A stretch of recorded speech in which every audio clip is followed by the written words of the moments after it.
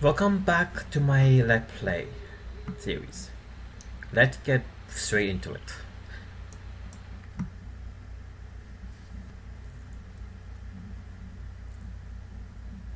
One and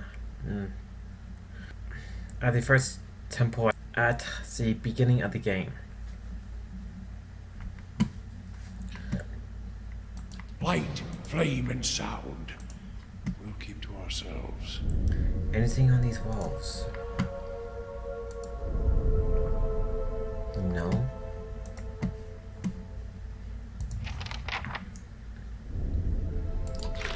Okay, what new information there is?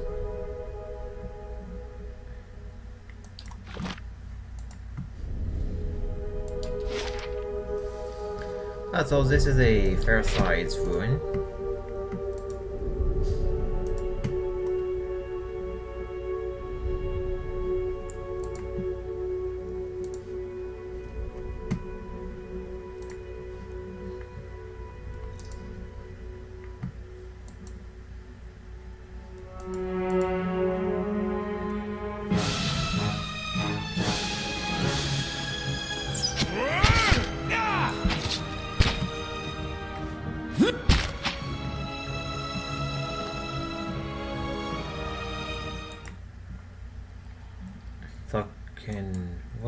They can rope.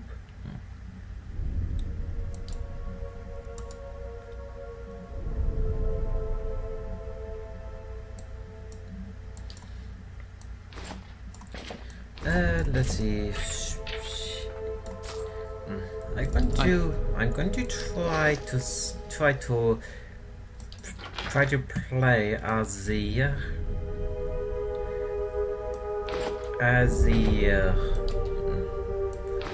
talking priest and get by if I can.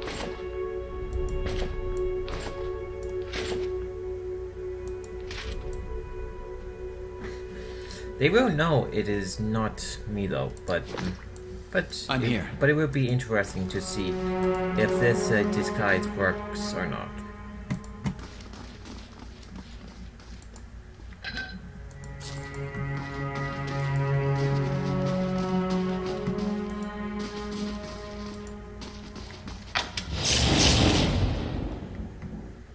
Oh, I missed that. Nice and quiet.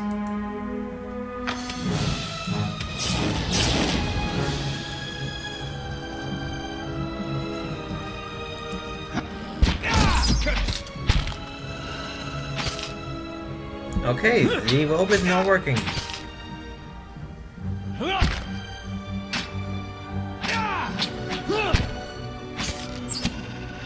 Yes? Leave it to me.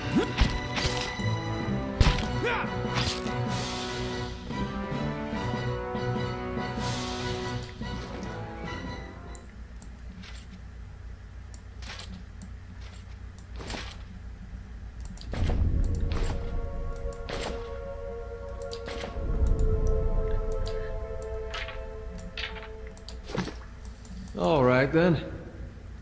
A fine medium shield. I'm here. Margaren's fire casts light in dark places. What in there? What is there? Pearl and gold. You should see this. Yes? Well, I'm On the hunt. I'm quite lucky though. Did not die from that trap.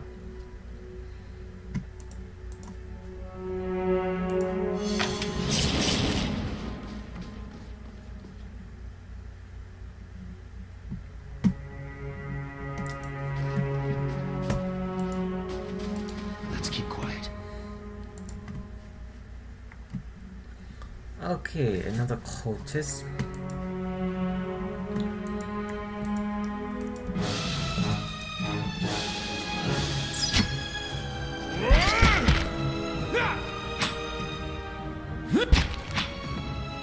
A cleric from the looks of it.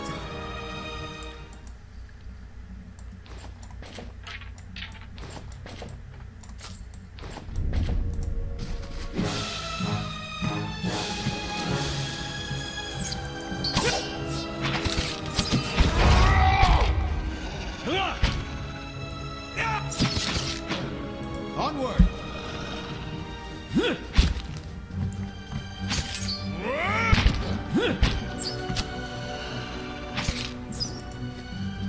Better retreat and rethink my strategy for the area ahead.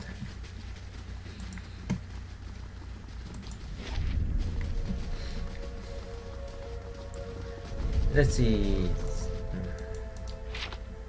This area is blocked, so I have to tread carefully as I advance this way. I am sure I will see archers on the other side there.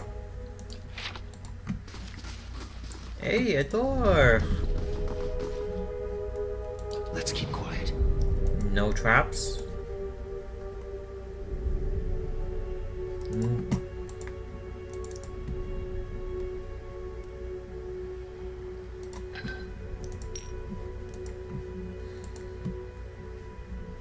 Can I open this? No, I need a mechanical skill of 9.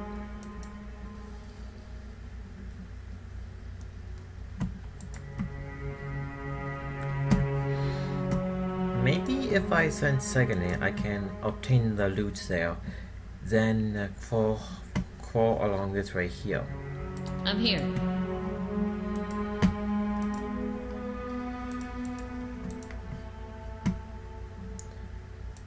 Find scale mail.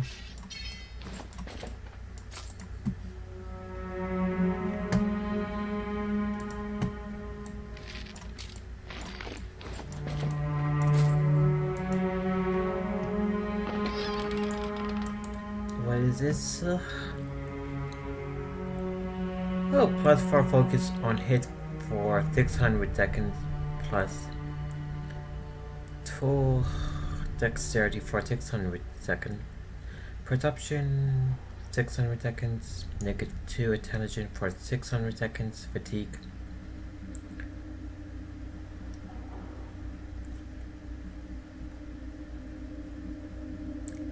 Oh, this... I should save this for a boss fight.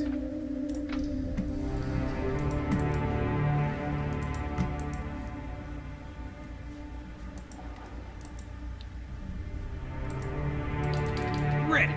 Yes? Well, this group will probably be seen. And fingers crossed that they are not seen.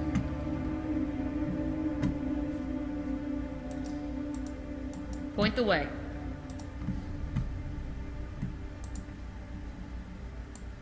I'm here.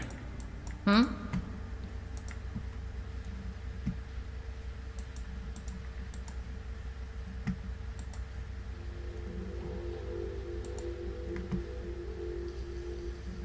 Yes?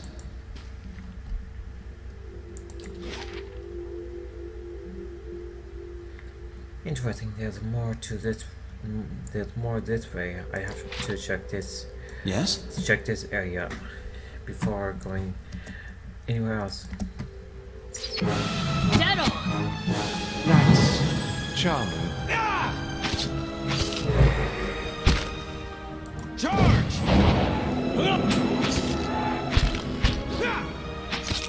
Locked. Dead on! Hey.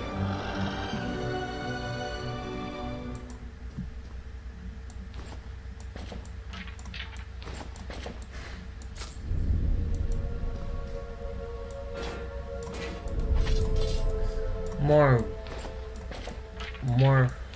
worthless stuff to sell. All right then. I will eventually find a key there.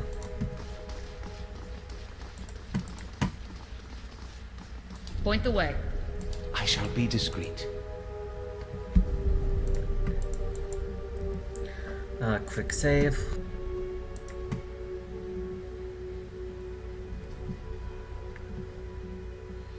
Mechanical skill of 6 plus 7 lockpicks.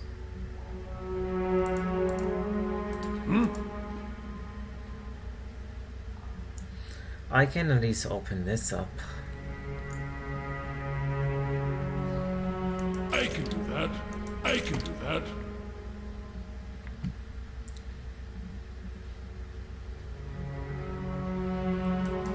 A simple test. I can do that.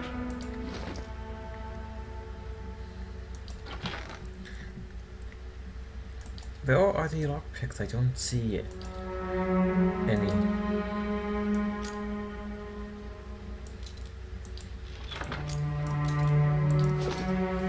I can do that.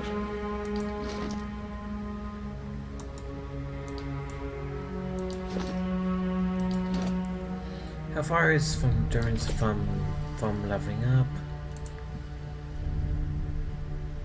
And what's this?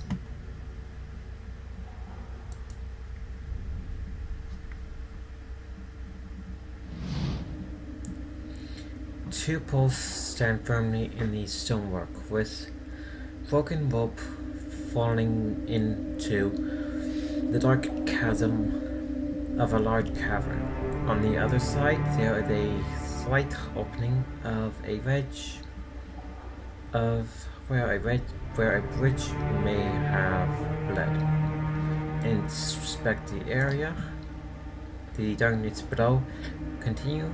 As you can see, broken stone pillar remnants of the missing bridge rise from the abyss. Across the gap you see a mouth of a tunnel.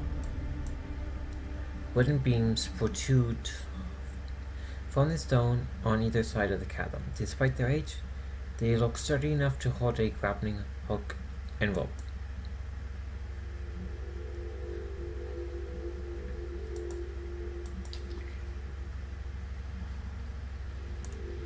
Yes? Is there another way around here?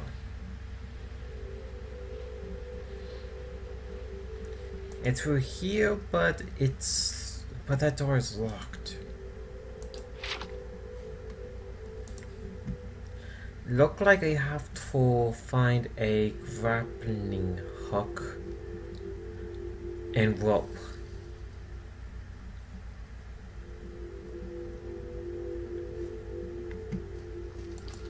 I can probably find one in town, most likely.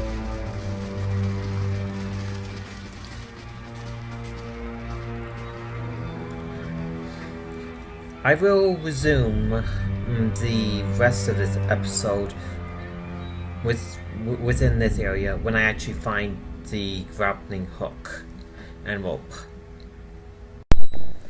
I am back in town. I did some editing between getting from the ruin to here.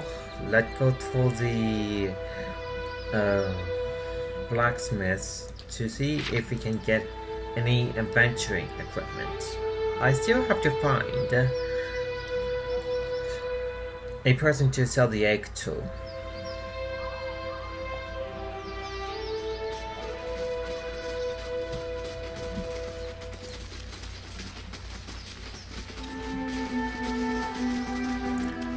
A potion seller. Do you know anything about a Grisan ruin nearby? How do you throw a stone in the wild without looking over someone's sacred Adra pillar? Smart travelers will avoid them, but if you really set on sightseeing, Bomer could point you in the right direction. Bomer, how to remember that name. Keep an eye up He keeps up the little temple on the northwest edge of town. Good day, you. How did you get one? Honest, that's nice. She turned her face to the ground. By the frame, how bad does it look? Just say it. I know you're telling me. No, you tell me straight. Relax, it's not that bad. I know a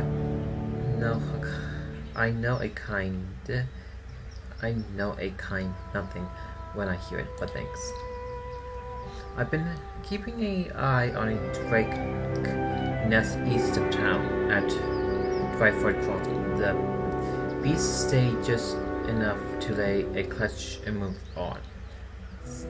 Thanks this kind mother, it wasn't a full-blown dragon. Yeah, that would have been pretty bad. She looked at her bandaged arm and grimaced. Fresh eggs are much more useful than one that get passed between merchants or left in nest for weeks or more. And that clutch looks to be at its peak. So I see about getting an egg, but I didn't realize so many of them have already hatched, or that young worm were so territorial. What's so special about these eggs? They're one of these strong tonics known to kill. If you leave out cologne, of course. Not saying anyone should take that, but dragon eggs are known to make kids bold, purposeful. Some even think they protect from bivouac. Oh, she shrugged. All I know is everyone pinning after potion made from dragon eggs. But damn, the roads can't reach none of my suppliers, so I'm stuck with whatever I can scourge up in the woods.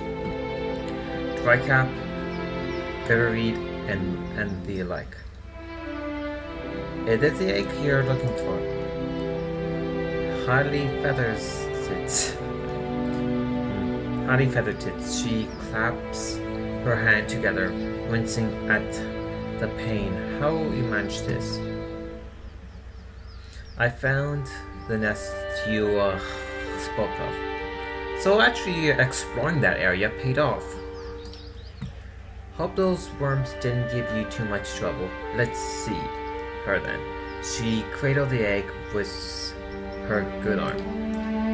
Amazing, not a single crack. She went her bandaged hand across the shell.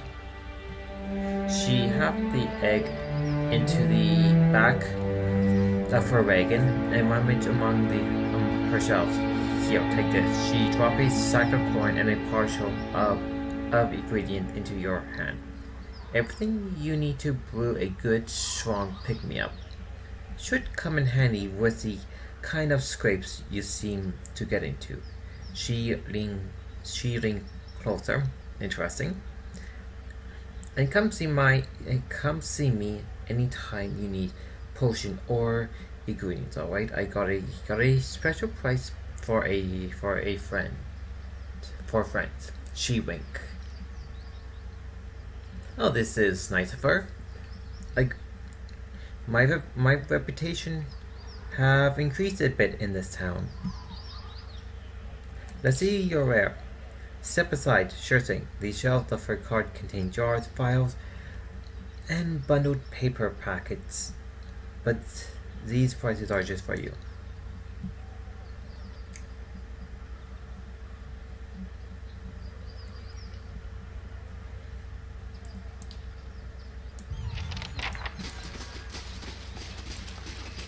Through desk gates.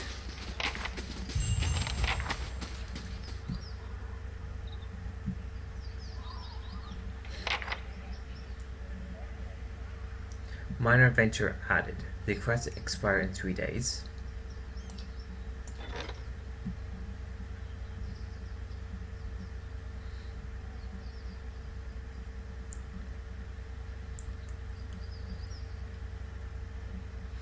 Minor adventure added.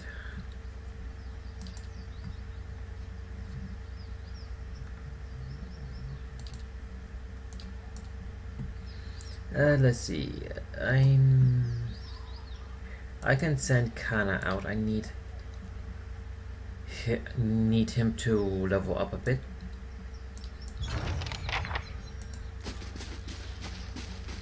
And who is this woman? Grieving mother. This druid here, he's getting to be a bit of a pain. Though, so if I can actually recruit her, I can just replace him. I can always bring him back into my party when I am in the area to do his quest.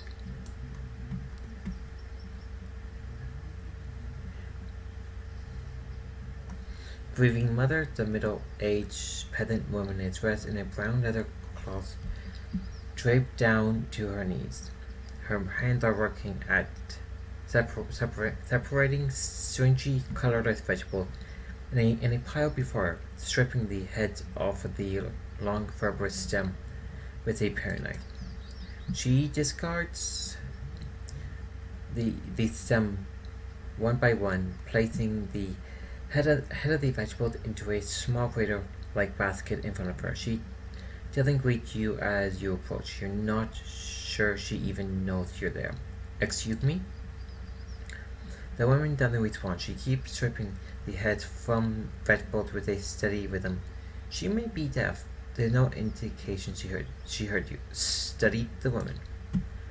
At first glance, she seemed nothing more than a middle-aged woman, unremarkable, maybe less stern than most, who seemed more focused on weaving in her laps than her surrounding.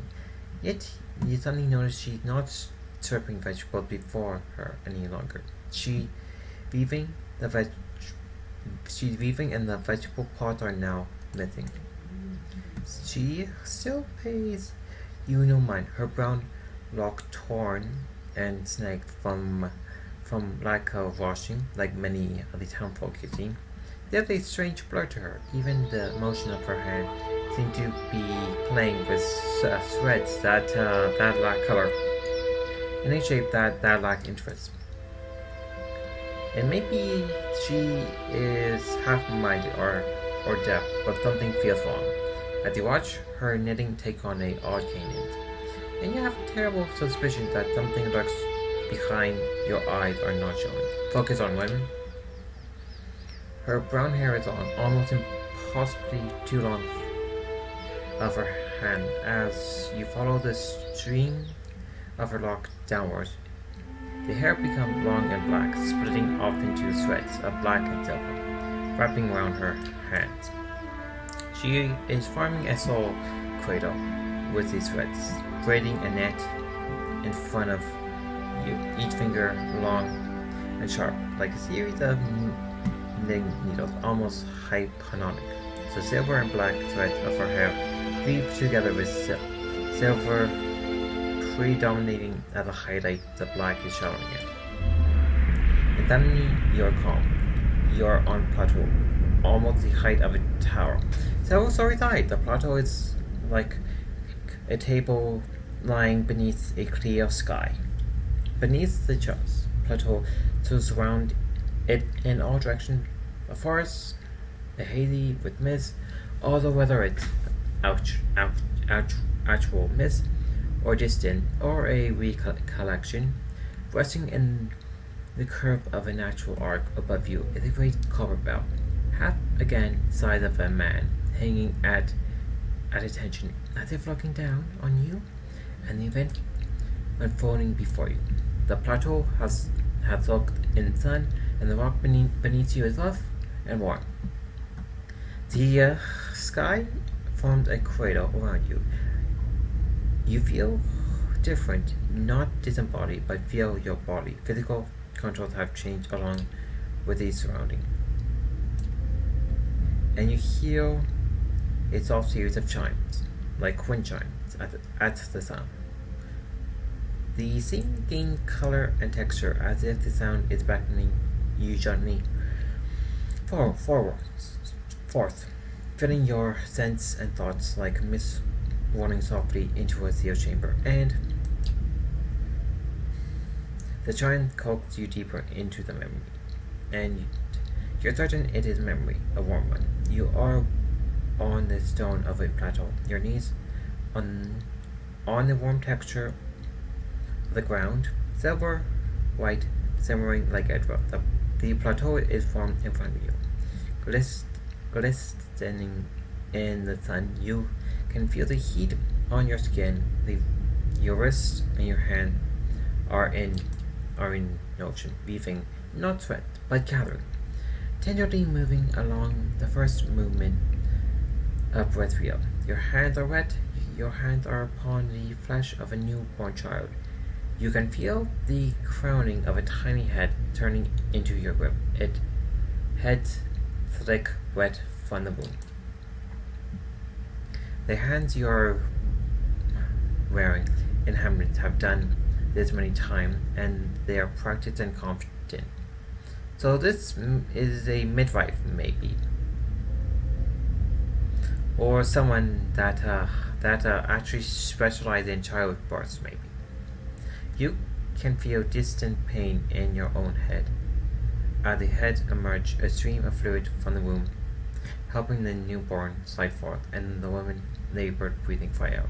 Focus on the child, the moment of your hand. As your hand moves, you hear the sound of chimes, clear, cutting through the haze of memory. You cannot see where they are coming from, but they are close, and they are meant as a comfort that you are certain draws towards the child. And close by your hand, every movement causes the chime to sound again, almost equally. The child comes forth. As it does, your hands are in motion, weaving, moving along the length of a soft, wet rope. No, a umbilical cord from the legs of a naked woman before you. You are holding a small child, still wet from the womb before you. Oh, this is quite in detail fighting. The child cried out. It cries full of life, full of soul. The ring of chime echoed in its thought, filling it with its welcome. The soul blurred at the edges as if you are viewing a soul from within a soul. But it's here, it is alive. The woman before you is weeping. At her first cry, her hands reach out for it. Surrender the child. You surrender the child to her, something you have done many times before. And as your hand moved, the chime echoed the movement. And you realize the chimes are hanging from the cord on your own wrist. And where once they echoed in the memory, they are now echoing in the child's mind as well. The chimes are intended to welcome the child, to be its first gentle greeting into the world, a soothing sound guided by the tender notion of your wrist. You are helping to weave the thought, its perception, and the experience. The woman laughed with a vague joy, laughing from a parched throat. Her emotions seemed soothed, but the physical demand of labor have left her exhausted. But the child is here. The child is safe, and all atop the plateau is peaceful, calm, distant, flattening out as the memory persists. Slowly pull back, retreat from the memory. With effort, the scene bleeds of color, and your mind becomes your own again. There is no pull, no anchor. Yet the sound of the chime remains, as they exist in the memory. They sound here as well, and they are hanging from woven braids on the wrist of the woman before you. Even as your head is spinning, the touch of her mind, the sound of the chimes on her wrist are sharp and clear, as if calling you back into the real world. The woman still sits before you, but she's nothing like what you first saw. She's wearing black, shredded garments that drape over her form like streamer. Her hair is streak of black, one swirled with silver. Her age is almost impossible to tell. She simply feels old, like a crumbled watchtower.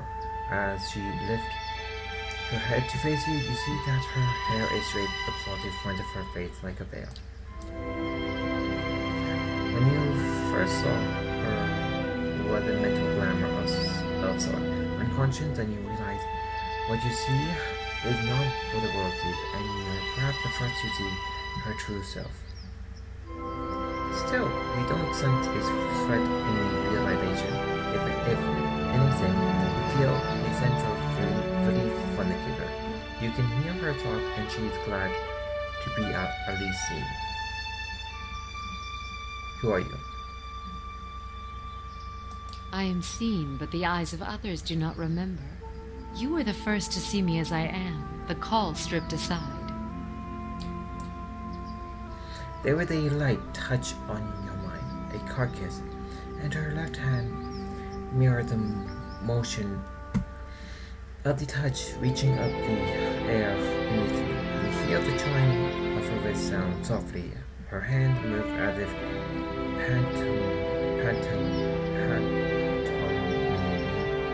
resting on your cheek at a distance. She speaks slowly and softly. Your memories. Cadence of wheels on a caravan track. Fever. Questions by running water. Violence in a night's campfire. Arrows in the dark. And fleeing. Falling rock and cracking stone. And a storm. The storm. That is correct. A storm that brushed you. Did its screaming wake you from your mind's cradle? Your memory of it is painful. Its cry is difficult to ignore. It's like a child. Many children crying out.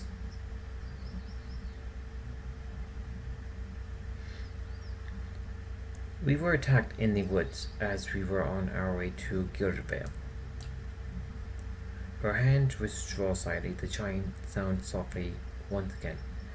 The woman stand uncertainly, as if she had been sitting for some time or is too weak to bear her own thoughts.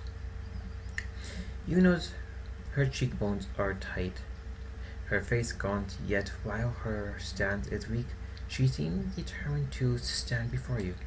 You are able to see me. It is almost a question. You suddenly realize she doesn't seem to know what you saw when you look at her. The image on the plateau, yet the image was so clear, so sharp. You're surprised she didn't feel you were there. To see me is a rare gift. A watcher's gift.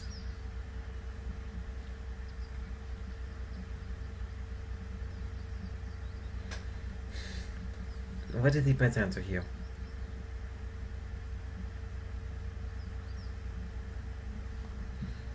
I never been able to do that with a living person, except with you. So many questions, thoughts whirling like storm winds. That storm still roars through you, deep beneath your thoughts, yet muted and secret, like an underground river. I cannot tell if it is carving new channels or eroding what keeps your true strength buried. The fact that you could hear it at all, survive it, is something few have ever done. Your power will grow stronger with each soul you touch, as it allowed you to reach out to mine. How nice.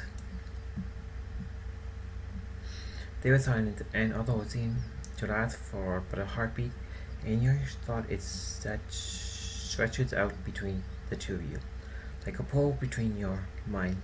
You blink, take a breath, and then you realize she wants to ask you a question, yet cannot find the word, as if assembling them is painful, or simply are not pieces.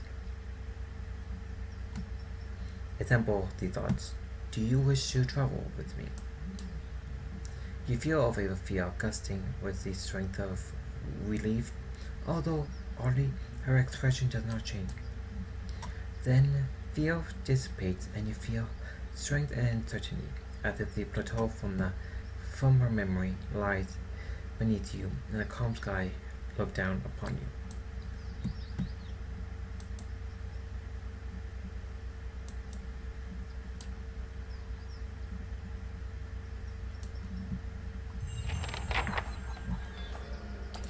Your thoughts must flow deeply indeed.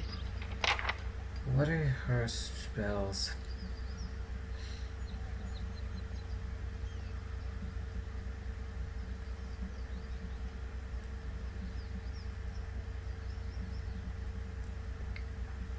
Physical stamina spells?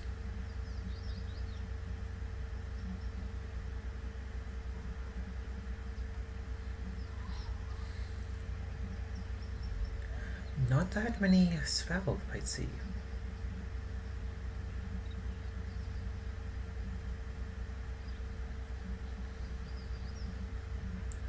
What equipment does Grieving Mother have?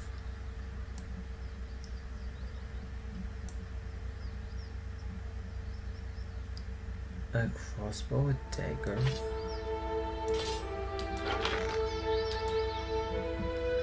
What is the best suit of armor I have?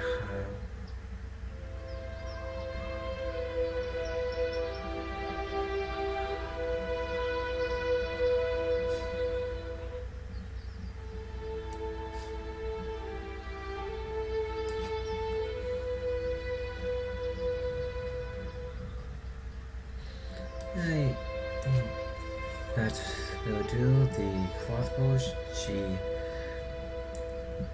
is good enough.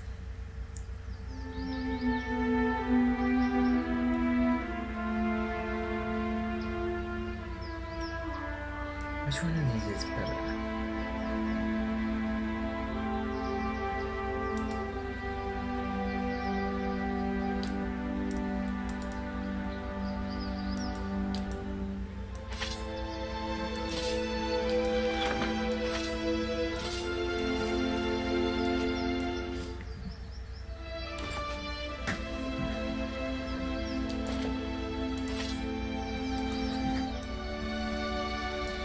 Each grieving mother needs a hat.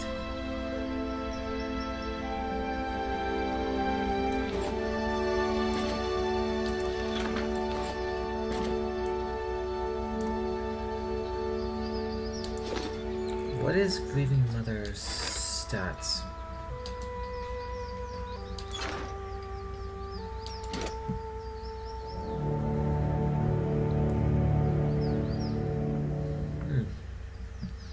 A average spread. Yes?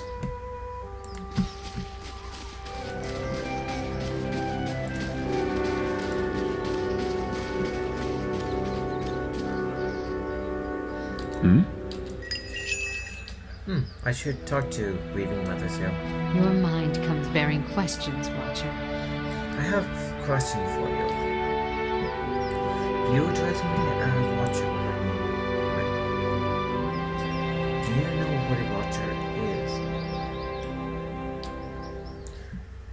There was a slow chill, and for a moment it seemed that she was going to fade. Finding her vision, I bet she cannot bear to be seen. The title came unbidden. I do not know why I spoke of it.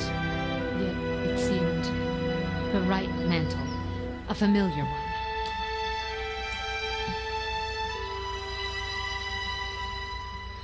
Yet I do not know where it came.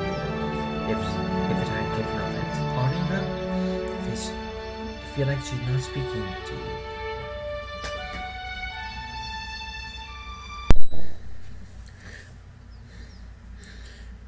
Yet I do not know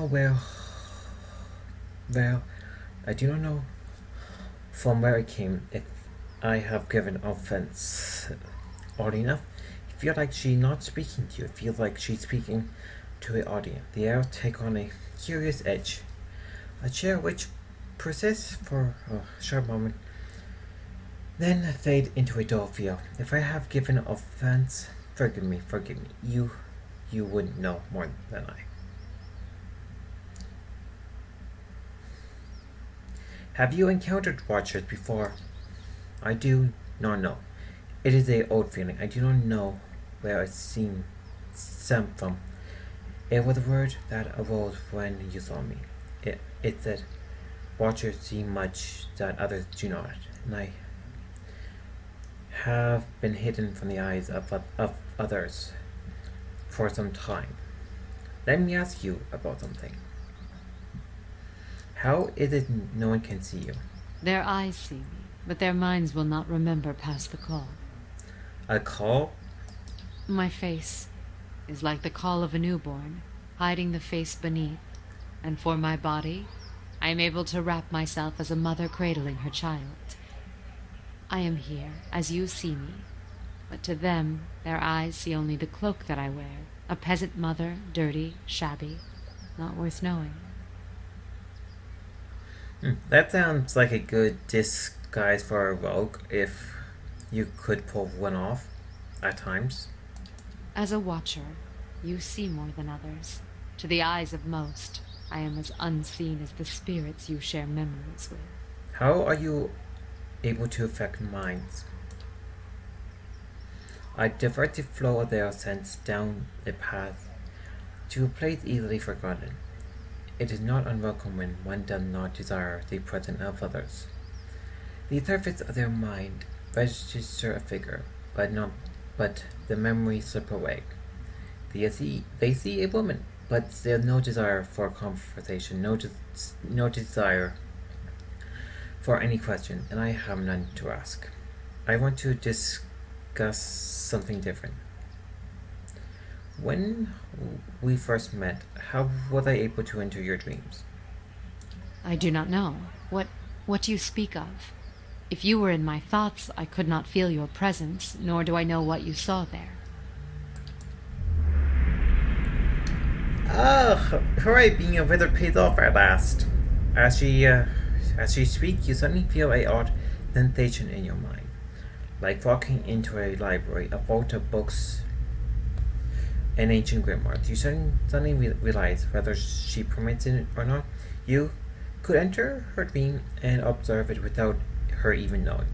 There was something about her mind where you could hold it like a book of enchantments, trying each one as you wish, and keep the memory as yours, your own.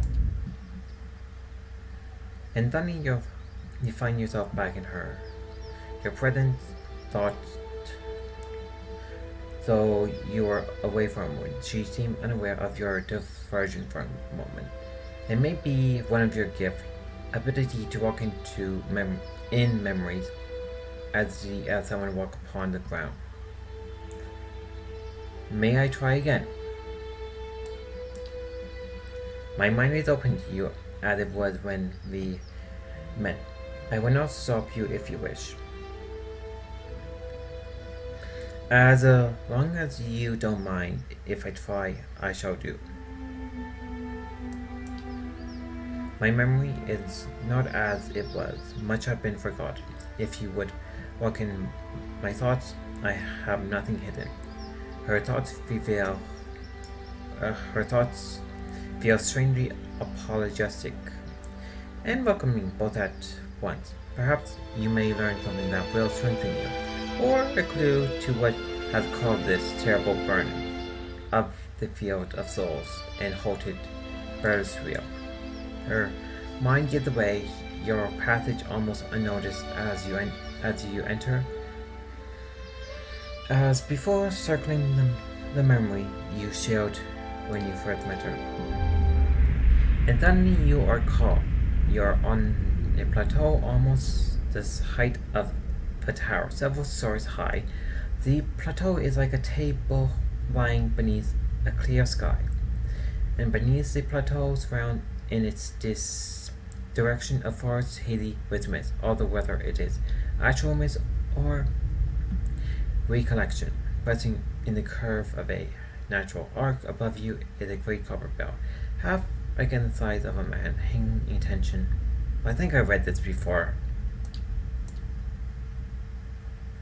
Yeah, I definitely read this before. I'm just going to skip through this.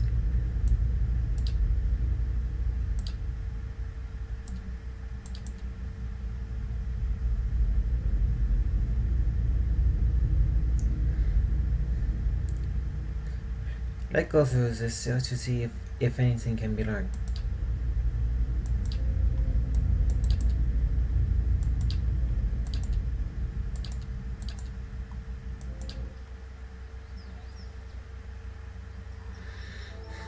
With efforts, seeing blades of color, your mind become your own again, breathing mother stand silently before you. 16. Where would you have seen, or that you have entered her memory? I walked in again, in your dream, thoughts, and I believe your memories.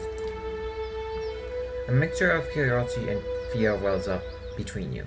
She raises her left hand, the chiming at her wrist, flooding the vibes within her. She's frightened, but curiosity anchors her. And what did you see in my memories? I would hear you speak of them. The dream, the memory I saw upon you, it was you give birth to a child. They were silent, and as your breast falls still, you hear the faint cry of a child in the distance, a newborn child, almost exactly like what you heard in the dream. As you listen, the grieving mother raises both hands as if grieving, her wrists chiming as she does, in a semblance of the gentle turning she provided while the newborn was frowning. To your surprise, you recognize the motion and the words from memory as if they are new to you. As she weaves her hand through the air in front of her, the child cries grows still. Yet the sound of the child weave almost hypnotically into your thought. The skies seem sharp and clear, and you feel as if you are towering over your surroundings, as if kneeling atop of a great pillar, just as she did in the memory. To your surprise, the grieving mother falls as if her strength were cut, and her knees crack hard against the ground. Her hands never cease moving in the air, the chime echoing her movement. In a ragged voice, you hear her speak. The voice is that of a much older woman than the one before you, harsh, almost desperate. Tell me what you saw. Show me what you saw. Where were you?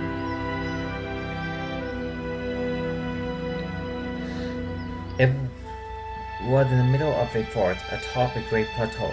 The sky was clear, mist blanketing the streets. As she kneels before you on the ground, she whispered to you hoarsely, even fainter with the distance between you. The stone of the plateau. Its color. Tell me its color.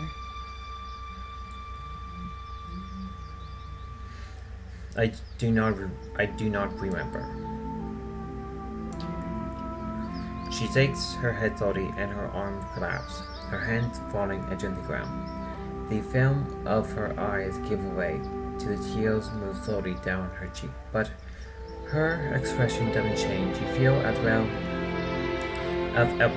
of emptiness, anguish, but more absence than sorrow. I do not feel the memory. I do not know if it's time, but her hair falls across her features like a veil, and she nods, not with her chin, but a push in her mind. But thank you for trying.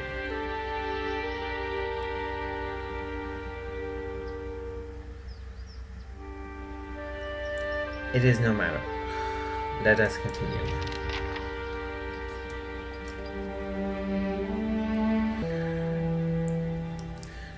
Let's Smith enter the temple, and we call it a unto this episode. I shall. Welcome.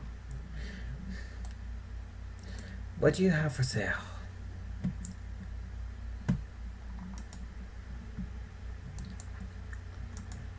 And what is this?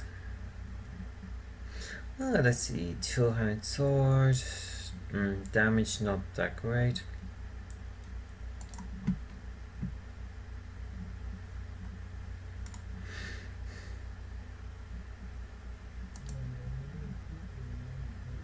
Oh, I need this. Crowbar.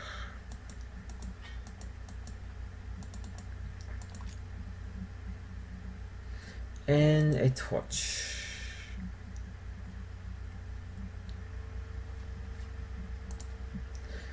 And I have equipment that I don't need, so I can just sell it as well.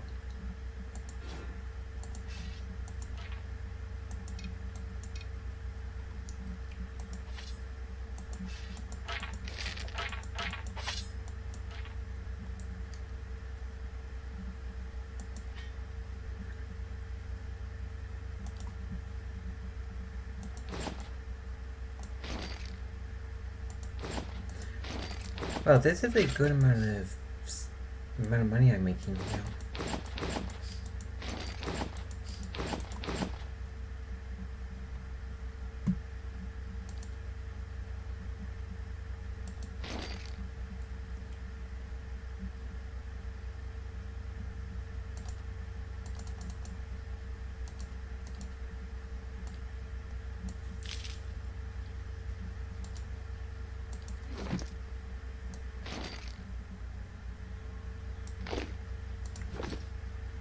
I'm here.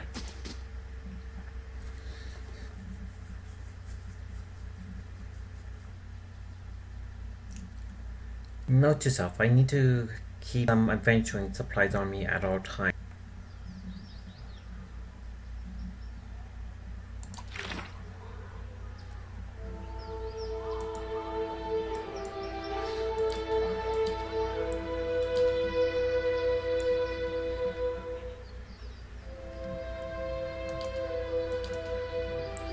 Are they hollowing the dry wood?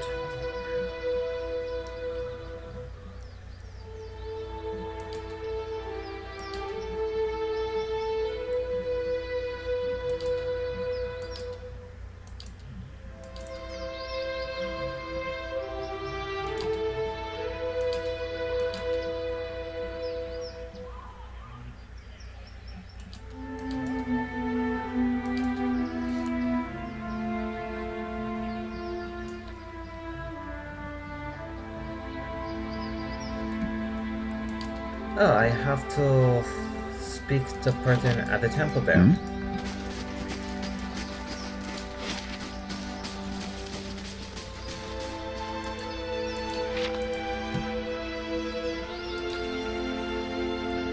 Let's hurry back to the temple there, and we can continue on this episode in the next one.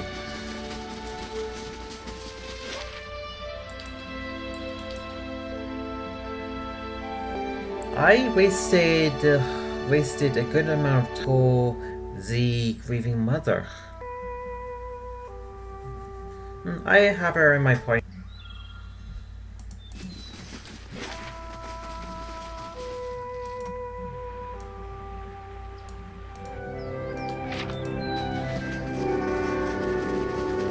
Oh, I should actually go up here just to see where this path leads.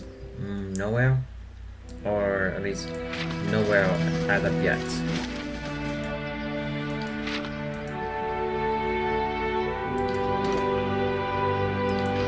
I almost leveled up there. I'm just a little bit shy from leveling up.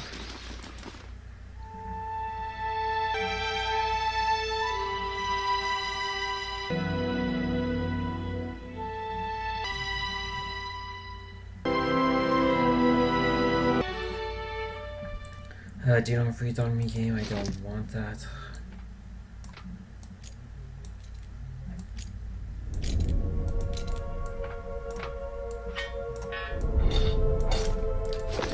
Yes? And this is where I must be heading to. I have the grappling hook and the rope.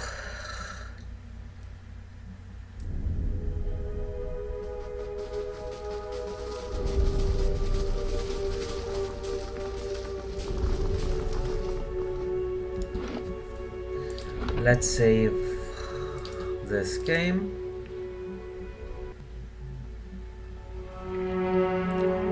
See you in the next episode where I will try to not waste as much time talking to grieving mother or NPCs and actually explore this place. See you then.